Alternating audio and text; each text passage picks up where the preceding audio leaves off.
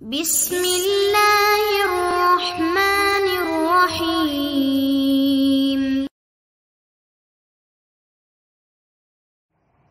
وأشهد أن لا إله إلا الله وحده لا شريك له وأشهد أن محمدا عبده ورسوله اما بعد. محترم حضرات، ابھی امام صاحب نماز میں چوتھے پارے کی تلاوت کر رہے تھے. دوپہر میں نے کوشش کیا کہ اس پارے میں اللہ رب العالمین نے جو احکام بیان کیے ہیں ان کی ایک شارٹ لسٹ تیار کی جائے. تو میں نے تقریباً 60 سے زیادہ نقطے تیار کیے ہیں جو اس بارے میں اللہ رب العالمین نے بیان کیے ہیں. پہلے اللہ رب العالمین نے فرمایا لن تنالوا البر حتى تنفقوا مما تحبون. جب تک تم اپنی پسندیدہ چیز کو اللہ کی راہ میں خرچ نہیں کرو گے تب تک تم جنت نہیں پا سکتے. اب اس کی کوئی تفصیل کی ضرورت ہے. اور پھر اس کے بعد حلال قرار دینا کسی چیز کو اور کسی چیز کو حرام قرار دینا یہ اللہ رب العالمین کا حق ہے. مخلوقات میں سے حتیٰ کہ انبیاء کو بھی یہ حق حاصل نہیں ہے کہ وہ اپنی طرف سے کسی چیز کو حلال یا کسی چیز کو حرام قرار دیں. اور اس کے بعد اللہ رب العالمین نے ملت ابراہیم اور دین حنیفی کی اتباع کرنے کا حکم دیا ہے. اور خود نبی صلی اللہ علیہ وسلم نے اس بات کی وضاحت کیا ہے کہ مجھے دین حنیفی اور ملت حنیفیہ دے کر کے بھیجا گیا ہے. اور اس کے بعد اللہ رب العالمین نے خانہ کعبہ کی تعمیر اور اس کا مقصد بیان کرتے ہوئے اس بات کی وضاحت کیا ہے کہ اس روئے زمین پر اللہ کا سب سے پہلا گھر خانہ کعبہ ہے جو مکہ کے اندر بنایا گیا ہے. اور اس کے بعد اللہ رب العالمین نے خصوصیت کے ساتھ مقام ابراہیم کا تذکرہ کیا ہے. مقام ابراہیم اس جگہ کا نام ہے جس پر کھڑے ہو کر پیر رکھ کر ابراہیم علیہ السلام خانہ کعبہ کی تعمیر کر رہے تھے. تو وہ پیروں کے نشان اس پتھر پر ثبت ہو گئے تھے جو ابھی تک باقی ہیں. اور جب اللہ کے نبی صلی اللہ علیہ وسلم مدینے میں تھے تو بخاری کی روایت میں ہے کہ عمر بن خطاب رضی اللہ تعالیٰ عنہ کی خواہش تھی کہ مقام ابراہیم کو مصلی نماز پڑھنے کی جگہ بنا لیا جائے. تو نبی صلی اللہ علیہ وسلم اللہ کے حکم کے بغیر ایسا نہیں کرتے تھے. پھر اللہ رب العالمین نے آیت نازل فرمائی واتخذوا پھر اس کے بعد اس کے پیچھے نماز پڑھنا مشروع قرار دیا گیا. اب جو بھی آدمی خانہ کعبہ کے طواف سے فارغ ہو اس کے لیے مسنون ہے کہ مقام ابراہیم کے پیچھے کھڑے ہو کر کے 2 رکعت نماز پڑھے. وہ کتنا بھی پیچھے ہو جائے دوری آگے پیچھے ہو سکتی ہے. اور پھر اس کے بعد اللہ تعالیٰ نے حج کی فرضیت کا تذکرہ کیا ہے. راجح قول کے مطابق حج سن 9 ہجری پہ فرض ہوا ہے. یعنی اللہ کے نبی صلی اللہ علیہ وسلم کی زندگی کے 8 سال تک حج فرض نہیں تھا. اور جب حج فرض ہوا ہے پہلے نمبر پر اللہ کے نبی صلی اللہ علیہ وسلم نے ابو بکر صدیق رضی اللہ تعالیٰ عنہ کی سرکردگی میں حج کا قافلہ روانہ فرمایا اور ان کو بہت سی ہدایات دے کر کے بھیجا. بعد میں سورہ توبہ نازل ہوئی تو ان کے پیچھے علی رضی اللہ تعالیٰ عنہ کو سورہ توبہ کی تبلیغ اور مکہ اور مینا میں اسے لوگوں کو پہنچانے کے لیے علی رضی اللہ تعالیٰ عنہ کو بھیجا. اور اس کے بعد اہل کتاب کی جو گمراہیاں یا اہل کتاب کی جو سرکشیاں اور جو ان کی بدتمیزیاں رہی ہیں اس کا بھی اللہ رب العالمین نے تذکرہ کیا ہے کہ وہ اللہ کی آیتوں کا انکار کرتے ہیں اور اللہ کے راستے سے روکتے ہیں, اللہ کے انبیاء کا قتل کرتے ہیں. اس بات کی بھی اللہ تعالیٰ نے وضاحت کیا ہے کہ تم ان کے جیسے مت ہو جانا جیسے وہ لوگ کرتے تھے. اور اس کے بعد اللہ رب العالمین نے مسلمانوں کو متنبہ کیا ہے کہ اگر تم اہل کتاب کی پیروی کرو گے, ان کی بات مانو گے, ان کے نقش قدم پر چلو گے تو تم بھی انہی کی طرح سے گمراہ ہو جاؤ گے. اس لیے ان کے پیچھے چلنے کی کوشش مت کرو. اور پھر اس کے بعد اللہ رب العالمین نے اپنا تقویٰ اختیار کرنے کا حکم دیا ہے اور کہا ہے کہ اللہ کی رسی کو مضبوطی سے پکڑ لو اور اختلاف سے بچو. تو اب ظاہر ہے کہ اللہ کی رسی, اللہ کے نبی صلی اللہ علیہ وسلم نے کہا حبل اللہ هو کتاب اللہ الممدود من السماء الى الارض. اللہ کی رسی سے مراد ہے اللہ کی کتاب جو آسمان سے زمین تک دراز ہے، یہاں سے وہاں تک پھیلی ہوئی ہے، اس کو پکڑنے کا حکم اور اختلاف سے بچنے کا حکم دیا۔ اس کا سیدھا مطلب یہ ہے کہ جب مسلمان اللہ کی کتاب کی طرف رجوع کریں گے تو اختلاف سے محفوظ رہیں گے۔ اس کا دوسرا مفہوم یہ ہے کہ جب جب مسلمان اللہ کی کتاب سے ہٹیں گے تو اختلاف کے شکار ہو جائیں گے، فرقہ بندی میں پڑ کر اپنی حیبت اور سطوت کو گم کر دیں گے۔ اور پھر اس کے بعد اللہ رب العالمین نے احسان جتایا ہے اور کہا ہے کہ یہ میرا فضل اور احسان ہے کہ میں نے تمہارے دلوں کو جوڑ دیا ہے۔ اللہ کی رحمت اور اس کے فضل سے تمہارے دلوں میں باہمی الفت اور محبت پیدا ہوئی ہے، ورنہ تم تو جہنم کے کنارے کھڑے ہوئے تھے۔ اللہ شفا حفرت من النار، جہنم کے گڈھے کے کنارے تم پڑے ہوئے تھے۔ گویا کہ انسان جب اختلاف کا شکار رہتا ہے، باہمی نفرت اور عداوت کا شکار رہتا ہے تو جہنم کے گڈھے کے کنارے رہتا ہے۔ اور اس کے الٹا مفہوم یہ ہے کہ جب انسان باہم مل کر، باہم شیر و شکر ہو کر، باہم ایک دوسرے سے الفت و محبت کے ساتھ زندگی گزارتا ہے تو وہ جہنم سے دور اور اللہ کی جنت کے قریب اور اللہ کی رحمت کے سائے میں رہتا ہے۔ اور اس کے بعد اللہ رب العالمین نے امر بالمعروف اور نہی عن المنکر کا حکم دیا ہے اور کہا ہے کہ مسلمانوں میں ایک جماعت ایسی ہونی چاہیے جو یہ ذمہ داری ادا کرے۔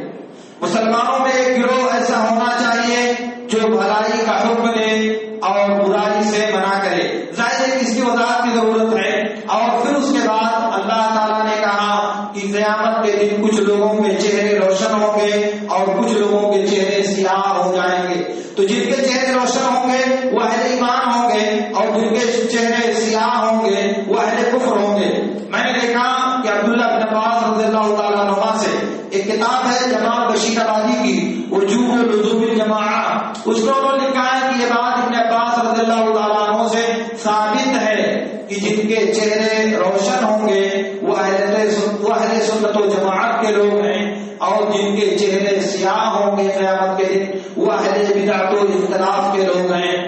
اور پھر اس کے بعد اللہ رب العالمین نے سب سے بہتر امت محمدیہ کو اس لیے قرار دیا ہے کہ اس میں ایسے لوگ پائے جاتے ہیں جو اللہ پر ایمان رکھتے ہیں، بھلائی کا حکم دیتے ہیں، برائی سے منع کرتے ہیں۔ کنتم خیر امت اخرجت للناس تأمرون بالمعروف وتنہون عن المنکر وتؤمنون باللہ۔ ذرا غور کیجئے کہ پہلے اللہ نے کہا بھلائی کا حکم دیتے ہو، پھر کہا برائی سے روک دو، پھر کہا کہ اللہ پر ایمان لاتے ہو۔ اللہ پر ایمان کو تیسرے نمبر پر ذکر کیا ہے، لیکن امر بالمعروف اور نہی عن المنکر اس سے پہلے ذکر کیا ہے۔ اور آپ جانتے ہیں کہ قاعدہ یہ ہے کہ جس کو پہلے ذکر کیا جائے اگر اس کو بعد میں کر دیا جائے اور جس کو بعد میں کیا جانا چاہیے اس کو پہلے کر دیا جائے تو اس سے خصوصی اہتمام، حصر اور تخصیص کا فائدہ حاصل ہوتا ہے۔ گویا کہ امت کی خیریت، اس کی افضلیت کی وجہ یہ ہے کہ امر بالمعروف کی ذمہ داری ادا کرتی ہے۔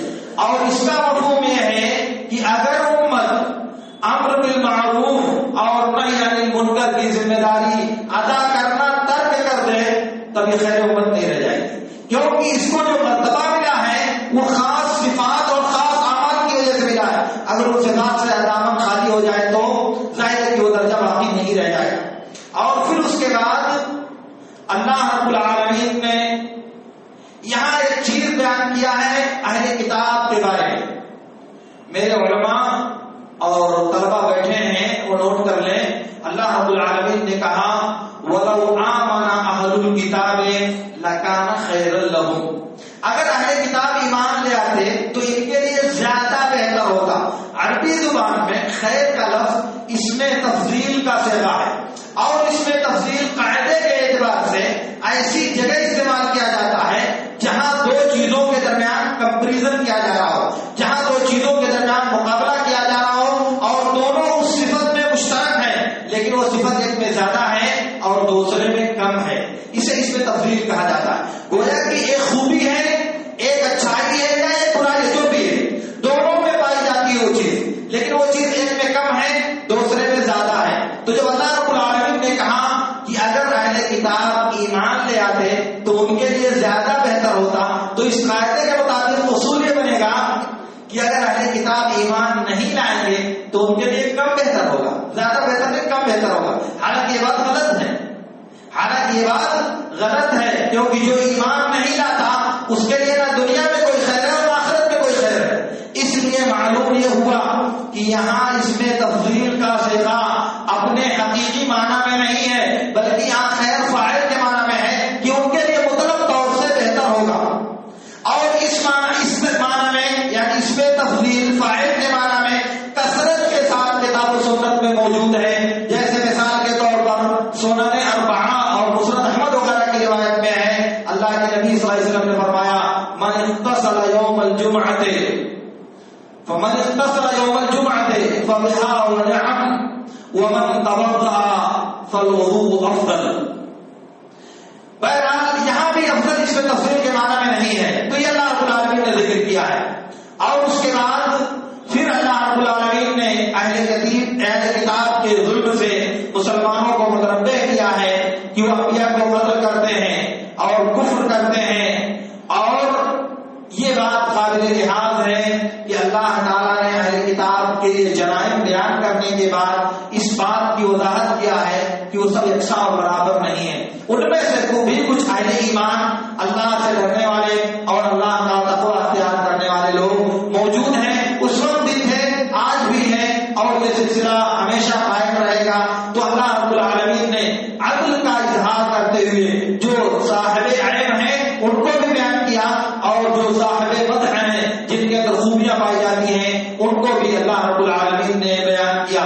اور اس کے بعد اللہ تعالیٰ نے کہا یہ کافروں کا ٹھکانہ جہنم ہے, وہ ہمیشہ ہمیشہ جہنم میں رہیں گے, ان کا مال اور ان کی اولاد کسی کام نہیں آئے گی. یہ کافروں کو اللہ تعالیٰ نے مزید تنبیہ اور مزید توبیخ کے لیے بیان کیا ہے, ورنہ یہ قاعدہ دنیا کے ہر انسان پر نافذ ہے کہ اہل ایمان بھی قیامت کے دن جب آئیں گے تو ان کا مال اور ان کی اولادوں کے لیے کوئی فائدہ نہیں دے گی اگر انہوں نے دنیا میں اللہ کے لیے اس کو استعمال نہیں کیا ہوگا. اسی لیے نبی صلی اللہ علیہ وسلم نے کہا تھا, جیسا کہ بخاری کی روایت میں ہے, اپنے رشتے داروں کو, صفیہ کو, فلاں کو سب کو کہا تھا. اپنی بیٹی فاطمہ رضی اللہ تعالیٰ عنہا سے بھی کہا تھا, یا فاطمہ تو سلیمی من مالی ما شئت فإنی لا أغنی عنک من اللہ شیئا, دنیا میں جو مال مانگنا چاہو مانگ لو, اللہ کے ہمیں تمہارے کسی کام نہیں آ سکتا. تو بر اللہ تعالیٰ نے کافروں کے لیے بات یہاں بیان کیا ہے کہ ان کا مال اور ان کے اولاد ان کے لیے کوئی بھی نفع, کوئی چیز بھی نفع بخش نہ ہوگی.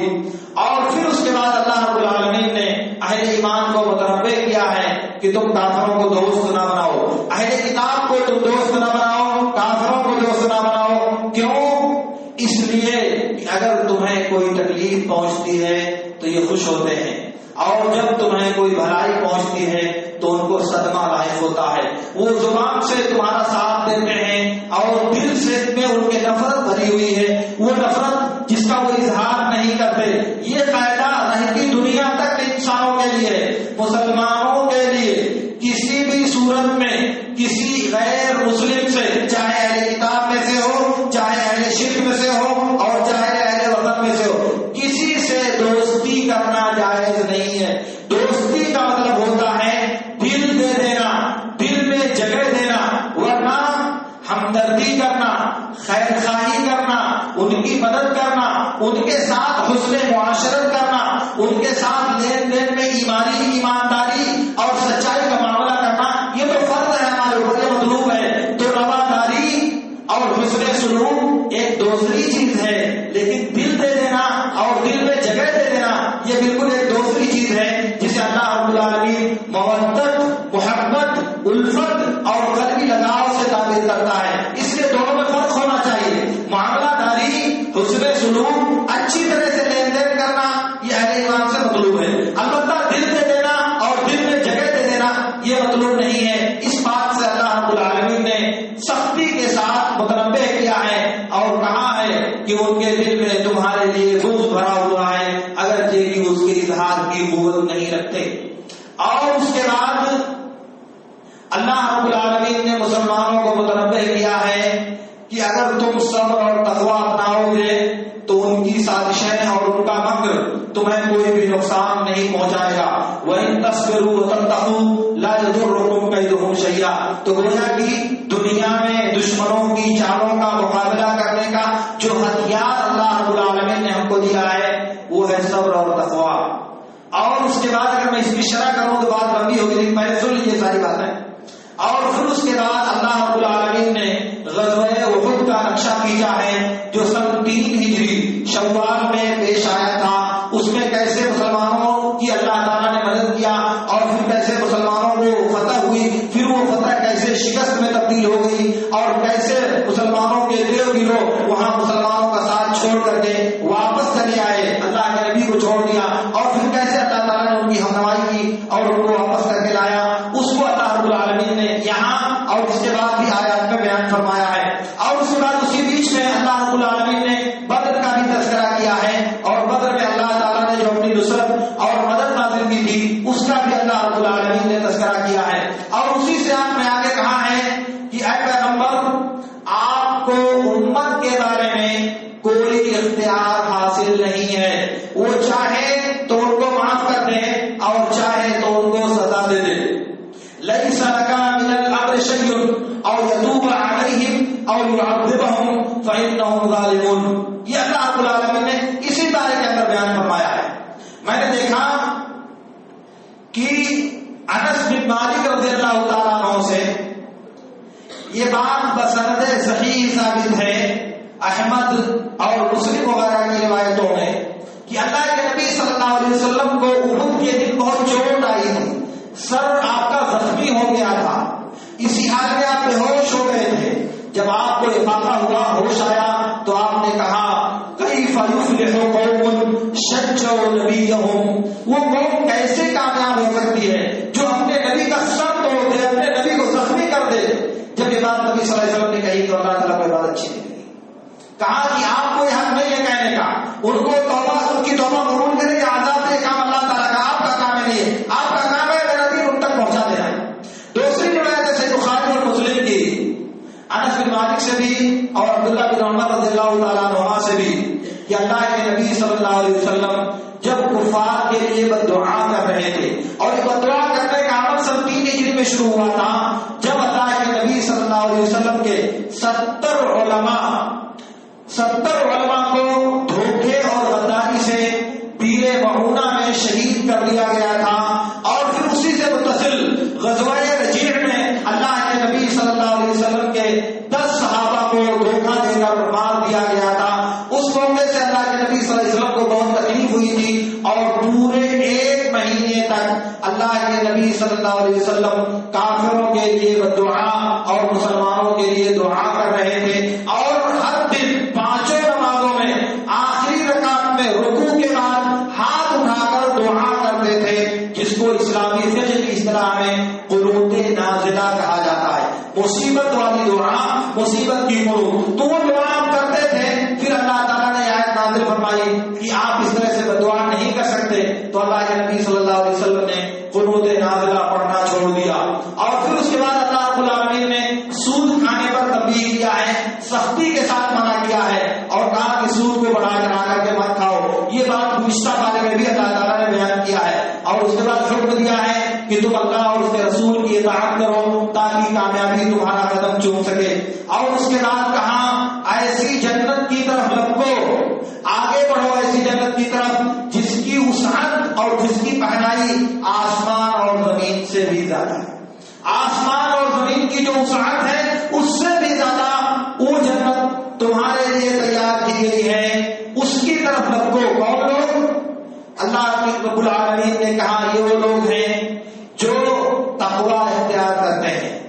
اور کون لوگ ہیں؟ جو دوسروں کو معاف کر دیتے ہیں، جو غصے کو پی لیتے ہیں، جو گناہ کے بعد پلٹتے ہیں، توبہ کرتے ہیں اور استغفار کرتے ہیں، اور جو لوگ گناہوں پر اصرار نہیں کرتے. ایسے لوگوں کے لیے اللہ کی مغفرت اور اللہ کی ایسی جنت کا وعدہ ہے جس کی وسعت اور پہنائی آسمان اور زمین سے بھی زیادہ ہے. اور پھر اس کے بعد اللہ رب العالمین نے امت کو خبر دیا ہے کہ گزشتہ امتوں کو دیکھو کہ ان میں سے جنہوں نے رسولوں کی تکذیب کیا تھا ان کا انجام کیا سیروا فی الارض فانظروا کیف کان عاقبۃ المکذبین. جن لوگوں نے رسولوں کو جھٹلایا ان کا انجام کیا ہوا. زمین میں گھوم کر دیکھو کیسی کیسی سزائیں ان کو ہم نے دی تھی. وہ سزا تمہارے پاس بھی آ سکتی ہے اگر تم نے ان لوگوں کا طریقہ اپنانے کی کوشش کیا. اور اس کے بعد کہا اگر تم دنیا میں عزت چاہتے ہو، اگر تم دنیا میں سربلندی اور سرفرازی چاہتے ہو تو ایمان پر قائم رہو. اور جب تک تم ایمان پر قائم رہو گے تمہیں کوئی ذلت، کوئی غم اور کوئی پریشانی لاحق نہیں ہوگی. ولا تہنوا ولا تحزنوا وانتم الاعلون ان کنتم مؤمنین. اگر ایمان پر رہو گے تو سربلندی تمہارا قدم چومے گی. اس کا مفہوم مخالف آپ نکالیں، اس کو لٹ لیجیے. اگر تم ایمان پر قائم نہیں رہو گے تو سربلندی کبھی تمہارے ہم رکاب اور تمہارے ساتھ نہیں ہو سکتی. اور پھر اس کے بعد ذکر کیا ہے غزوہ احد کے واقعے کے تسلسل میں. اگر تم یہ سمجھتے ہو کہ تمہیں بہت چوٹ لگی ہے، بہت زخم آئے ہیں، تمہیں بہت تکلیف پہنچائی گئی ہے، تو ایسا نہیں کہ صرف تمہیں کو چوٹ آئی ہے، تمہارے دشمنوں کو بھی ایسے ہی چوٹ پہنچی ہے. اگر تمہیں زخم آئے ہیں تو تمہارے دشمنوں کو بھی ایسے ہی زخم آئے ہیں. اور پھر اس کے بعد یہاں اللہ رب العالمین نے ذکر کیا ہے کہ ہدایت کے لیے اور ایمان کے لیے جانفشانی، جدوجہد اور مشقت یہ ضروری ہے. کیونکہ جب تک انسان مشقت نہیں کرے گا، جہاد یعنی اپنے آپ کو عظیمت کے لیے، بلندی کے لیے، کوشش کے لیے تیار نہیں کرے گا، تب تک وہ ہدایت یاب نہیں ہو سکتا. اور پھر اس کے بعد نبی صلی اللہ علیہ وسلم کی وفات کے بارے میں لوگوں کو متنبہ کیا ہے. کہا کہ محمد صلی اللہ علیہ وسلم بھی دیگر انبیاء اور رسول کی طرح سے ایک رسول ہیں، ایک انسان ہیں. اگر یہ مر جائیں اور قتل کر دیے جائیں تو کیا تم اپنی ایڈیوں پر پلٹ جاؤ گے؟ اور جو ایسا کرے گا وہ اللہ تعالیٰ کو کچھ بھی نقصان نہیں پہنچائے گا، وہ صرف اپنے آپ کو نقصان پہنچائے گا. یہ آیت بہت توضیح چاہتی ہے کیونکہ یہ بہت عظیم آیت ہے جس کے بارے میں صحابہ کے درمیان بہت سخت اختلاف پیدا ہوا تھا. ہو سکتا ہے میں یہاں پہ واپس آؤں. اور پھر اس کے بعد جب کفار نے، اہل کتاب نے اور منافقین نے مسلمانوں کو طعنہ دینا شروع کیا. ہم کہہ رہے تھے کہ باہر نہ چلو لڑنے کے لیے، ہم کہہ رہے تھے مدینے میں رہ کر دشمنوں کا مقابلہ کیا جائے، لیکن ہماری بات نہیں مانی گئی، دیکھو تو مار دیے. ہم کہہ رہے تھے کہ مدینے میں رہو، باہر مت جاؤ، اور ہماری بات نہیں مانی گئی، دیکھو سب لوگ مار دیے گئے. تو اللہ تعالیٰ نے کہا کہ ان کی باتیں مت سنو، اس لیے کہ موت اور زندگی کا وقت میں نے متعین کر رکھا ہے. وہ لمحہ پر آگے نہیں ہو سکتی، وہ لمحہ پر پیچھے نہیں ہو سکتی. اور اگر موت لکھی ہوتی کسی کی کسی متعین جگہ پر تو ان کے روکنے سے موت نہیں رکنے والی ہے. جن کے پاس موت ہوگی لبرز الذین کتب علیہم القتل الی مضاجعہم، جن پر موت لکھی گئی وہ نکل کر جائیں گے جہاں ان کو مارنا ہے. دنیا کی کوئی طاقت ان کو روک نہیں سکتی. اس لیے جو حسرت افسوس تم کو دلانا چاہتے ہیں تو ان کی باتیں مت سنو. اور پھر اس کے بعد اللہ رب العالمین نے مومنوں کی دعا نقل کیا ہے.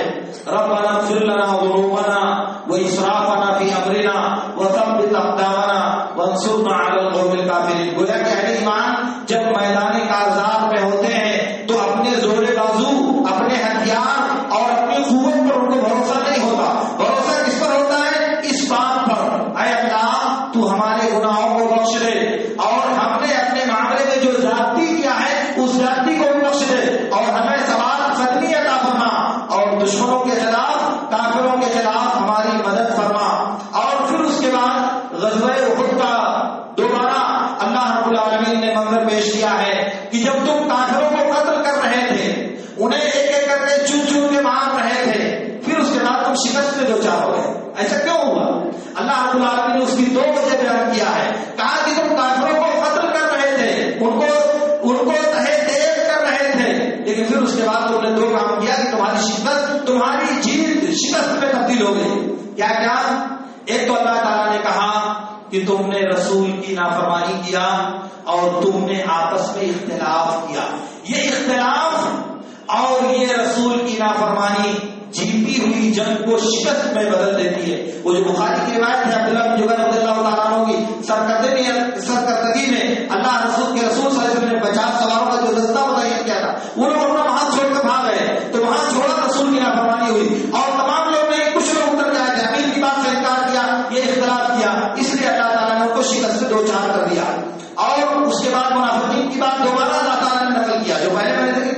کہ مدینے میں رہتے تو جان محفوظ رہتی، بلا وجہ لے جا کر کے سب کی جان کروا دیا، اور ایسا نہیں ہونا چاہیے۔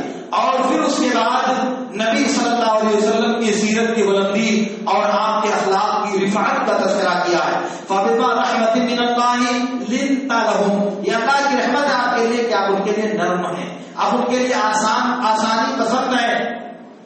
اور اگر وَلَوْ كُنتَ فَظًّا غَلِيظَ الْقَلْبِ لَانفَضُّوا مِنْ حَوْلِكَ، اور اگر آپ سخت دل، ترشرو اور بد اخلاق ہوتے ہیں، سب آپ کے پاس سے بھاگ جاتے، آپ کے پاس کوئی بھی اکٹھا نہیں ہوتی۔ گویا کہ امت کو جمع کرنے کا ایک کامیاب نسخہ یہ ہے کہ انسان نرمی، مروت، آسانی اور رحم دلی کرنے والا انسان ہو۔ جو بھی انسان تاریخ کے کسی بھی مرحلے میں اگر وہ ریاست اور سرداری کرنا چاہتا ہے، اگر امت کو اپنے ارد گرد اکٹھا کرنا چاہتا ہے، تو اس کے لیے ضروری ہے کہ یہ صفت اپنائے جو صفت اللہ تعالیٰ نے نبی صلی اللہ علیہ وسلم کو دیا تھا۔ اگر اس سے الٹا تشدد، تعنت، سختی، درستی اور منچاہی باتیں مسلط کرنے کا ارادہ انسان نے کیا، تو آپ سمجھ لیں کہ وہ لوگوں کو اپنے پاس کبھی بھی اکٹھا نہیں کر سکتا۔ اور پھر اس کے بعد اللہ رب العالمین نے مومنوں پر احسان جتایا ہے اور کہا لقد من اللہ علی المؤمنین اذ بعث فیہم رسولا من انفسہم، اللہ تعالیٰ نے مومنوں پر احسان کیا ہے کہ ان کے اندر انہی میں سے ایک رسول بھیجا ہے جو ان کو اللہ کی آیات کی تعلیم دیتا ہے، قرآن کی آیتوں کی تلاوت کرتا ہے، ان کا تزکیہ کرتا ہے۔ یہ ذمہ داری اللہ رب العالمین نے بیان فرمائی ہے۔ اور پھر اس کے بعد شہیدوں کے بارے میں اللہ رب العالمین نے خبر دیا ہے وَلَا تَحْسَبَنَّ الَّذِينَ قُتِلُوا فِي سَبِيلِ اللَّهِ أَمْوَاتًا بَلْ أَحْيَاءٌ عِندَ رَبِّهِمْ يُرْزَقُونَ۔ آج جو لوگ اللہ کی راہ میں شہید کیے جائیں انہیں مردہ مت سمجھو، وہ اللہ کے پاس زندہ ہیں، انہیں روزی دی جاتی ہے، وہ وہاں خوش ہیں، شادمان ہیں، مسرت محسوس کرتے ہیں، انہیں نہ ڈر ہے، نہ خوف ہے، نہ حزن ہے، نہ غم ہے، وہ بہت آرام کے ساتھ وہاں ہیں۔ اور پھر اس کے بعد اللہ رب العالمین نے غزوہ احد کے فوراً بعد غزوہ حمراء الاسد جو پیش آیا تھا اسی مہینے میں شوال میں اور سنگین ہجری میں، اس کا تذکرہ اللہ تعالیٰ نے کیا ہے کہ جب تم سے کہا گیا کہ دشمن تمہارے لیے اکٹھا ہو گیا ہے تو کچھ لوگوں کے دل کانپ گئے، دہل گئے، لیکن جو اہل ایمان تھے کہا کہ نہیں ہم چلیں گے ان کا پیچھا کرنے کے لیے، اور وہ گئے ان کا پیچھا کرنے۔ احد میں جو زبردست رن اور مقابلہ پڑا تھا اس کے بعد خبر دی گئی کہ دشمن ہمارا رسول میں اکٹھا ہو رہا ہے، تو کچھ لوگ تو کانپے کہ کہاں ہمت ہے جانے کی، لیکن مومنین نے کہا کہ نہیں ہم چلتے ہیں ان کا پیچھا کرنے۔ پھر وہ گئے ان کے پیچھے، پتہ لگا کہ وہ بھاگ چکے ہیں، تو مسلمان کامیابی کے ساتھ اس غزوے میں واپس آئے، اس کا تذکرہ اللہ رب العالمین نے یہاں کیا ہے۔ اور پھر اس کے بعد اللہ رب العالمین نے بخیلوں کی سخت مذمت بیان کیا اور کہا کہ اللہ نے ان کو جو مال دیا ہے وہ مال تو سوئم کا حفاظت کر کے رکھتے ہوئے نہ سمجھے کہ بہت اچھا کر رہے ہیں، وہ اللہ تعالیٰ ان کی جب پکڑ کرے گا تب ان کو پتا چلے گا۔ دنیا میں تو بہت اچھا لگتا ہے مال جمع کر کے رکھنا، لیکن آخرت میں یہ ان کے لیے وبال جان ہوگا۔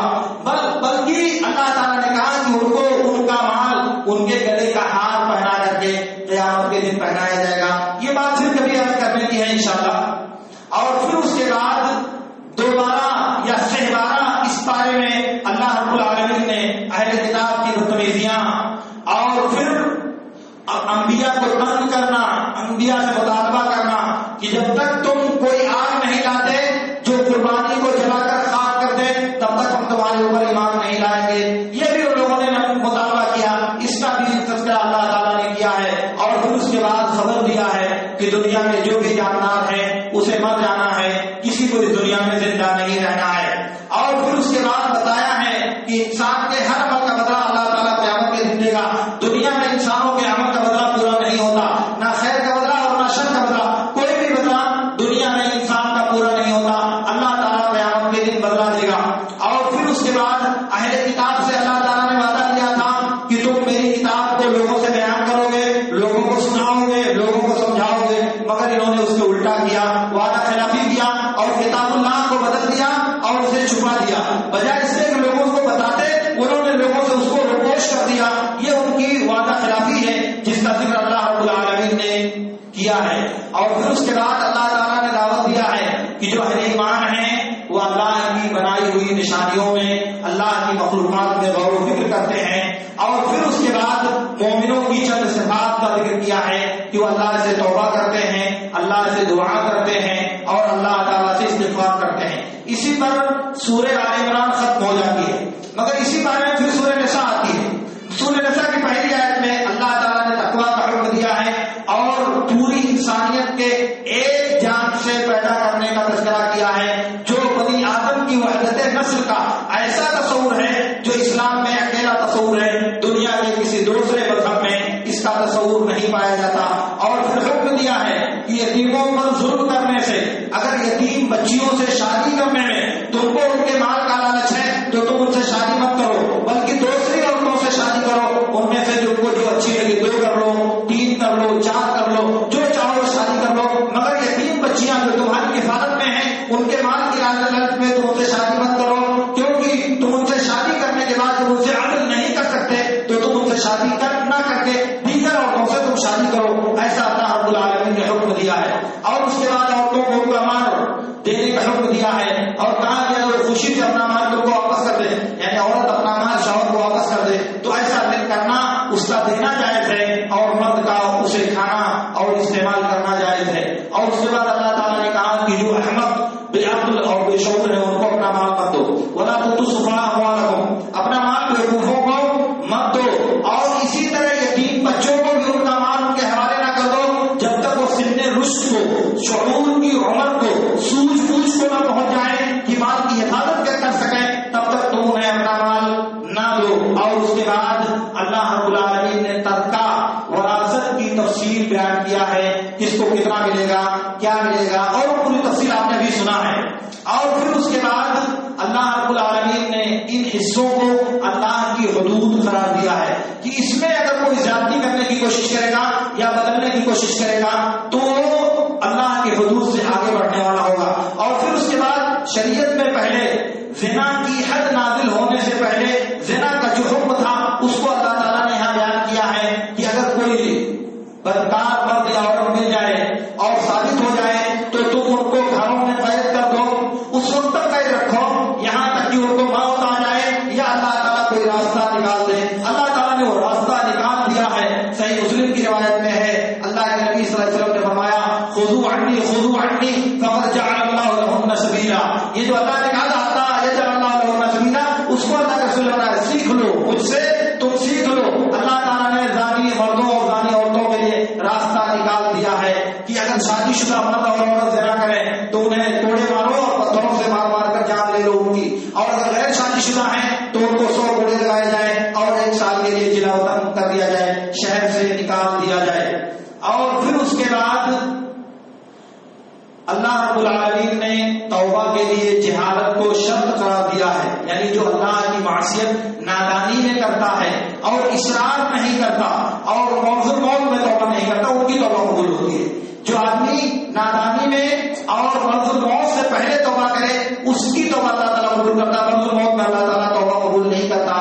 پھر اس کے بعد اللہ تعالیٰ نے عورتوں کے ساتھ حسن سلوک کرنے کا حکم دیا ہے اور پھر ان کے بعد ان عورتوں کا تذکرہ کیا ہے جن سے ہمیشہ کے لیے شادی کرنا حرام ہے، جن کو محرمات ابدیہ کہا جاتا ہے. تو کچھ اس بارے میں ہے اور کچھ 5ویں بارے میں. امام صاحب کو 5ویں بارے کو بھی لے کے چلے گئے 2 صفحہ تک، تو وہ پورے احکام اللہ رب العالمین نے یہاں بیان کیے. یہ موٹے موٹے نکات ہیں جو میں بہت مختصر کر کے ایک پارے سے نوٹ کر سکا ہوں. اب میں آپ بتائیے، آپ کو فہرست میں نے بتا دیا پورے بارے میں، مقصد حل ہو گیا آپ کا. اس پورے بارے میں اللہ تعالیٰ نے یہ احکام بیان کیے ہیں. میں چاہ رہا تھا کہ کم سے کم لا تنالوا البر کی جو تفسیر حدیث میں نبی صلی اللہ علیہ وسلم سے ثابت ہے وہ میں آپ کو سنا دوں، کیسے سناؤں گا؟ ظاہر ہے کہ آپ بھی پریشان، میں بھی پریشان، وقت ساتھ نہیں دیتا. اس کا مطلب یہ ہوا کہ قرآن کی تفسیر کا یا ایک دن میں ایک پارہ کی تفسیر کرنے کا جو ہوا کھڑا کیا جاتا ہے وہ ایک بے لغو بات ہے، اس کا کوئی فائدہ نہیں ملنے والا ہے. ہاں، ایک آیت کی تفسیر کیا جائے، اس کو آپ کے گوشے گزار کیا جائے اور قرآن و سنت کو ملا کر شریعت کے احکام کی وضاحت کی جائے، تب آپ کو کچھ فائدہ مل سکتا ہے. اور ظاہر ہے کہ آدھے گھنٹے میں نہیں ہونے والا کام، اس کے لیے آپ کو وقت چاہیے، 7 سال بھر یہ سلسلہ چلنا چاہیے.